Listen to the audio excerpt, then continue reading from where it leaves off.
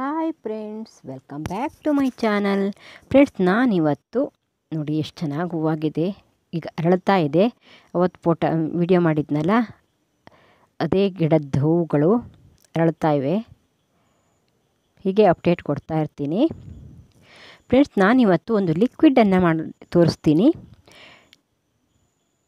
ಇದು ತುಂಬ ಒಳ್ಳೆಯ ಲಿಕ್ವಿಡ್ಡು. ಮಣ್ಣಿನ ಸೂಕ್ಷ್ಮಾಣುಜೀವಿಗಳನ್ನು ಹೆಚ್ಚು ಮಾಡುತ್ತೆ ಇದು. ಹಾಗಾಗಿ ವಿಡಿಯೋನ ಸ್ಕಿಪ್ ಮಾಡದೆ ಕೊನೆಯವರೆಗೂ ನೋಡಿ. ಇಷ್ಟ ಆದರೆ ಒಂದು ಲೈಕ್ ಮಾಡಿ. ಇದೇ ರೀತಿ ವಿಡಿಯೋಸ್ ನಿಮಗೆ ಬರ್ತಾ ಇರಬೇಕು ಅಂದರೆ, ನಾನು ಹಾಕೋ ವಿಡಿಯೋಸ್ ಎಲ್ಲ ನೋಡಬೇಕು ಅಂದರೆ ಸಬ್ಸ್ಕ್ರೈಬ್ ಮಾಡ್ಕೊಳ್ಳಿ. ನೋಡಿ, ಎಲ್ಲ ಗಿಡಗಳಿಗೂ ನಾವು ಇದನ್ನು ಹಾಕ್ಬೋದು. ನೋಡಿ, ಇಲ್ಲಿ ಡೇರೆ ಹೂವು ಚೆನ್ನಾಗಿದೆ. ಬನ್ನಿ ಫ್ರೆಂಡ್ಸ್, ಹೇಗೆ ಮಾಡೋದು ಅಂತ ನೋಡೋಣ. ಫ್ರೆಂಡ್ಸ್, ನಾನಿಲ್ಲಿ ಮಣ್ಣು ಇದು ಯಾವುದೇ ರೀತಿ ಗಿಡಗಳಿಗೆ ಬಳಸದೇ ಇರೋವಂಥ ಮಣ್ಣು. ಕಾಡಿನ ಮಣ್ಣಾದರೆ ಚೆನ್ನಾಗಿರುತ್ತೆ. ಇಲ್ಲ ಅಂದರೆ ನೀವು ಯಾವುದಾದ್ರೂ ಮಣ್ಣನ್ನು ತಗೊಳ್ಳಿ, ತೊಂದರೆ ಇಲ್ಲ. ನಾವು ಹಳ್ಳಿ ಇರೋದ್ರಿಂದ ಕಾಡಿನ ಮಣ್ಣನ್ನೇ ತೊಗೊಂಡಿದ್ದೀನಿ. ಹಾಗೆ ಇದು ಆಲೂಗಡ್ಡೆ, ನಾವು ಬೇಯಿಸಿರೋಂಥ ಆಲೂಗಡ್ಡೆ. ಸ್ವಲ್ಪ ವೇಸ್ಟ್ ಆಗುತ್ತೆ ಅನ್ನೋ ಗೊತ್ತಾದರೆ ಮಕ್ಕೆ ಆಗಿಬಿಡತ್ತಲ್ಲ, ಆ ಆಲೂಗಡ್ಡೆನ ತೊಗೊಳ್ಬೋದು. ಹಾಗೆ ಬಾಳೆಹಣ್ಣು, ಮಾಗಿರೋ ಬಾಳೆಹಣ್ಣು ಒಂದು ಚೀಲ ತೊಗೊಂಡಿದ್ದೀನಿ. ನೀವೇ ಬೇಕಾದರೆ ಆಲೂಗಡ್ಡೆ ಮತ್ತು ಬಾಳೆಹಣ್ಣನ್ನು ರುಬ್ಬಿ ಕೂಡ ಹಾಕ್ಬೋದು. ನಾನಿಲ್ಲಿ ರುಬ್ಬಿ ಹಾಕ್ತಾ ಇಲ್ಲ, ಹಾಗಾಗಿ ಚೀಲನ ತೊಗೊಂಡಿದ್ದೀನಿ. ನೋಡಿ, ನಾನಿಲ್ಲಿ ಒಂದು 5 ಲೀಟ್ರ್ ಆಗುವಷ್ಟು ನೀರನ್ನು ತೊಗೊಂಡಿದ್ದೀನಿ.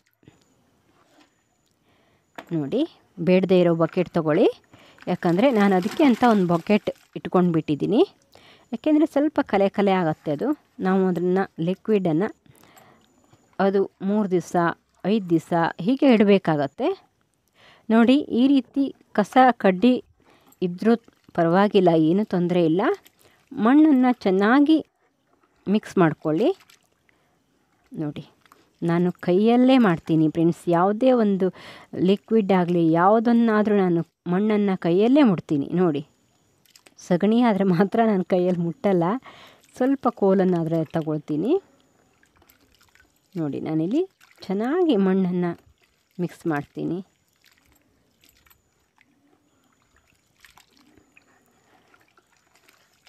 ಅದು ಗಂಟಿಲ್ಲದೆ ಇರೋ ಹಾಗೆ ಮಣ್ಣನ್ನು ಮಿಕ್ಸ್ ಮಾಡ್ಕೊಂಡು ಬಿಟ್ರಾಯಿತು.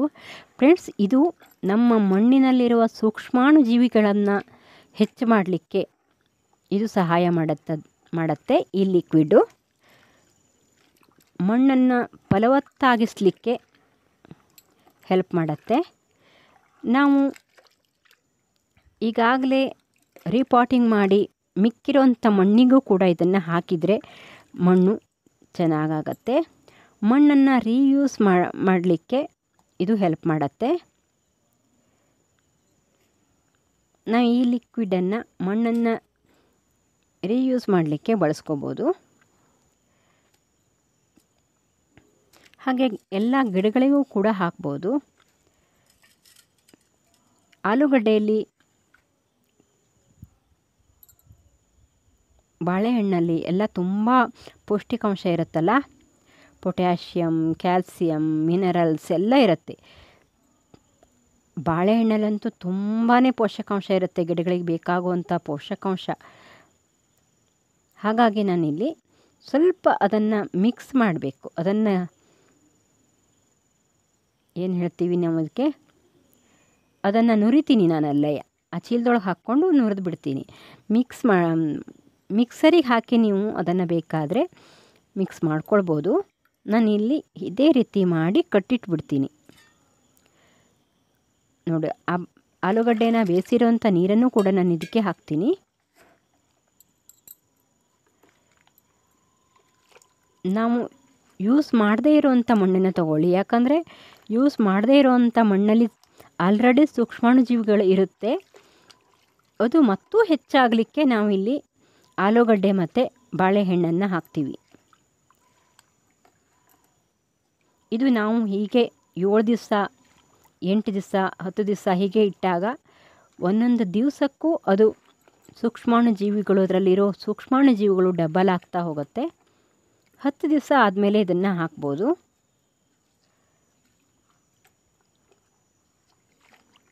ನೋಡಿ ಚೆನ್ನಾಗಿ ಅದನ್ನು ನುರಿದು ಬಿಡ್ತೀನಿ, ಗಿವ್ಚ್ತೀನಿ, ಏನಂತೀರ ಗೊತ್ತಿಲ್ಲ ನನಗೆ, ನಾವು ಅದಕ್ಕೆ ನುರಿತೀವಿ ಅಂತ ಹೇಳ್ತೀವಿ.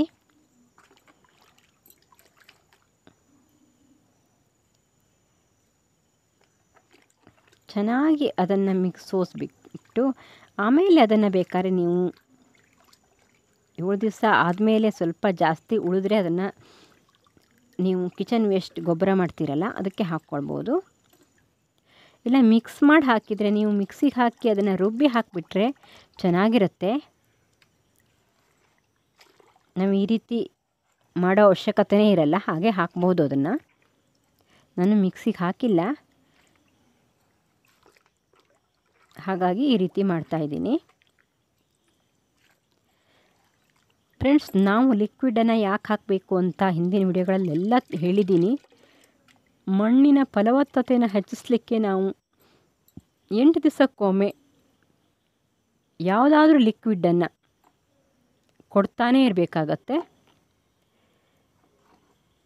ಆಗ ಗಿಡಗಳು ಚೆನ್ನಾಗಿ ಹೂ ಬಿಡುತ್ತೆ, ತರಕಾರಿ ಗಿಡಗಳಲ್ಲಿ ಚೆನ್ನಾಗಿ ಕಾಯಿ ಬಿಡುತ್ತೆ.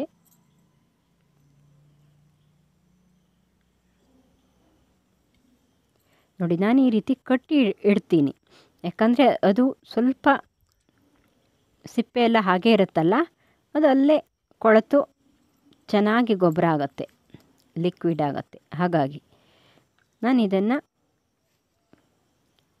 8ನೇ ದಿನ ಇದನ್ನು ನಾನು ಹಾಕ್ತೀನಿ.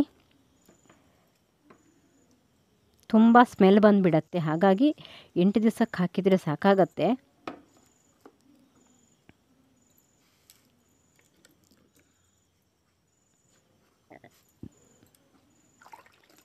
ನೋಡಿ, ಈ ರೀತಿ ಇಡ್ತೀನಿ ನಾನು ಅದನ್ನು.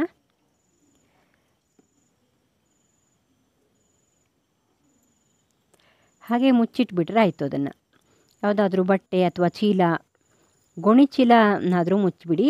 ಹಾಗೆ ಇದನ್ನು ನಾವು 8 ದಿನದವರೆಗೂ ಅದನ್ನು ನೆರಳಲ್ಲೇ ಇಡಬೇಕು.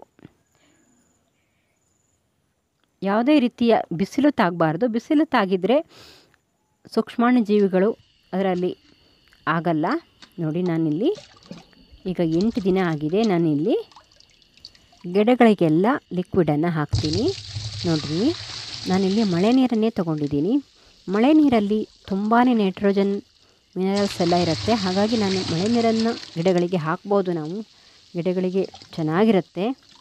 ನಾನಿಲ್ಲಿ 10 ಮಗ್ ನೀರನ್ನು ಹಾಕ್ಕೊಂಡಿದ್ದೀನಿ. ಅದು 1 ಲೀಟ್ರ್ ಮಗ್ಗು. 10 ಮಗ್ ನೀವು ಬೇಕಾದರೆ ಲೆಕ್ಕ ಮಾಡ್ಕೊಳ್ಳಿ. 10 ಮಗ್ಗು ನೀರಿಗೆ 1 ಮಗ್ಗು ಲಿಕ್ವಿಡನ್ನು ಹಾಕ್ಕೊಳ್ತೀನಿ ನಾನು. 1.5 ಕೂಡ ಹಾಕ್ಕೊಳ್ಬೋದು. ನಾನು ಗಿಡಗಳಿಗೆ ಹಾಕಬೇಕಾದ್ರೆ 1 ಹಾಕ್ತೀನಿ. ನಾವು ಮಣ್ಣನ್ನು ರೀಯೂಸ್ ಮಾಡಲಿಕ್ಕೆ ಹಾಕಬೇಕಾದ್ರೆ ನೀವು ಅದನ್ನು ಹಾಗೇ ಬೇಕಾದರೂ ಹಾಕ್ಬೋದು,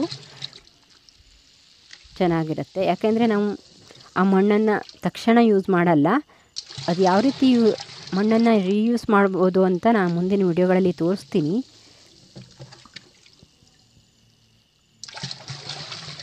ಬನ್ನಿ ಫ್ರೆಂಡ್ಸ್, ನಾವು ಇದನ್ನು ಎಲ್ಲ ಗಿಡಗಳಿಗೂ ಹಾಕ್ಬೋದು.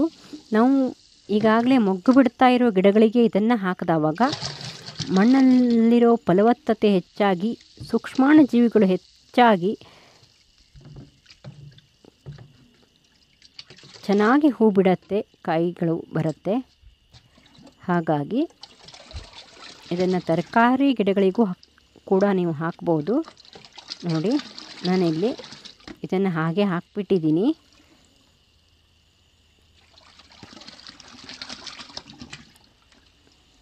ನೀವು ಅದನ್ನು ರುಬ್ಬಿ ಹಾಕಿದರೆ ಚೆನ್ನಾಗಿರುತ್ತೆ. ನಾನು ಅದನ್ನು ಆಮೇಲೆ ಕಿಚನ್ ವೇಸ್ಟಿಗೆ ಹಾಕಿಬಿಡ್ತೀನಿ. ನಾನಿಲ್ಲಿ 1 ಮಗ್ಗನ್ನು ಹಾಕ್ಕೊಂಡಿದ್ದೀನಿ. 10 ಮಗ್ಗಿಗೆ 1 ಮಗ್ ಲಿಕ್ವಿಡನ್ನು ಹಾಕ್ಕೊಂಡು ಎಲ್ಲ ಗಿಡಗಳಿಗೂ ಹಾಕ್ತೀನಿ ನಾನು ಇದನ್ನು. ಈಗ ನಾವು ಇದನ್ನು ಗಿಡಗಳಿಗೆ ಎಷ್ಟು ಹಾಕಬೇಕು ಅಂತ ಮುಂದೆ ತೋರಿಸ್ತೀನಿ. ನಾವು ನೆಲದಲ್ಲಿರೋ ಗಿಡಗಳಿಗೆ ಜಾಸ್ತಿ ಹಾಕ್ಬೋದು ಅಂತ ಪ್ರತಿಯೊಂದು ಲಿಕ್ವಿಡ್ ಮಾಡಿದಾಗಲೂ ಹೇಳ್ತೀನಿ. ನಾನು ಇದನ್ನು ಡೇರೆ ಗಿಡಗಳಿಗೆ, ಸೇವಂತಿಗೆ ಗಿಡಗಳಿಗೆ, ಗುಲಾಬಿ ಗಿಡಗಳಿಗೆ ಎಲ್ಲವಕ್ಕೂ ಹಾಕಿದ್ದೀನಿ. ನೋಡಿ, ಯಾವ ಕಲರಲ್ಲಿದೆ ಅಂತ. ಈ ಕಲರಲ್ಲಿದ್ದರೆ ಅದು ಸರಿಯಾಗಿದೆ ಲಿಕ್ವಿಡ್ ಅಂತ.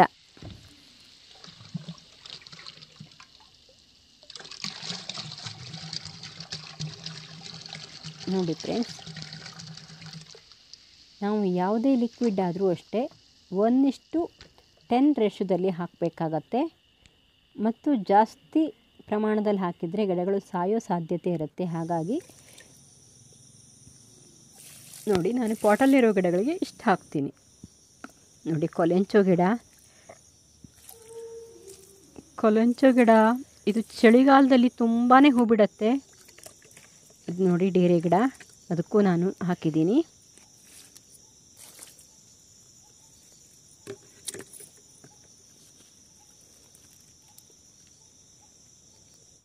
ನಾನಿಲ್ಲಿ ಮಣ್ಣನ್ನು ರೀಯೂಸ್ ಮಾಡಲಿಕ್ಕೆ ಹಾಕ್ಕೊಂಡಿದ್ದೀನಿ. ಪಾಟಲ್ಲಿರೋ ಹಳೆಯ ಮಣ್ಣನ್ನು ಯಾವ ರೀತಿ ರೀಯೂಸ್ ಮಾಡ್ಬೋದು ಅಂತ ನಾನು ಮುಂದಿನ ವಿಡಿಯೋಗಳಲ್ಲಿ ತೋರಿಸ್ತೀನಿ. ಅದಕ್ಕೂ ಕೂಡ ನಾನಿಲ್ಲಿ ಹಾಕಿದ್ದೀನಿ. ಚೆನ್ನಾಗಿ ಹಾಕಬೇಕು, ಇದನ್ನು ಮಿಕ್ಸ್ ಮಾಡಬೇಕು. ಫ್ರೆಂಡ್ಸ್, ಈ ಲಿಕ್ವಿಡ್ ಮಾಡಿರೋದು ಇಷ್ಟ ಆದರೆ ಒಂದು ಲೈಕ್ ಮಾಡಿ. ನನ್ನ ಗಿಡಗಳು ಚೆನ್ನಾಗಿದ್ದರೆ ಒಂದು ಲೈಕ್ ಮಾಡಿ. ಹಾಗೆ ಇದೇ ರೀತಿ ಮುಂದೆ ಯಾವ ರೀತಿ ಹೂವಾಗಂತೆ ಅಂತ ನೋಡೋದಾದರೆ ಸಬ್ಸ್ಕ್ರೈಬ್ ಮಾಡ್ಕೊಳ್ಳಿ. ನಾನು ಹಾಕೋ ಎಲ್ಲ ವಿಡಿಯೋದ ನೋಟಿಫಿಕೇಷನ್ ನಿಮಗೆ ಬರುತ್ತೆ. Thank you for watching. Bye. ಮುಂದಿನ ವಿಡಿಯೋದಲ್ಲಿ ಸಿಗೋಣ.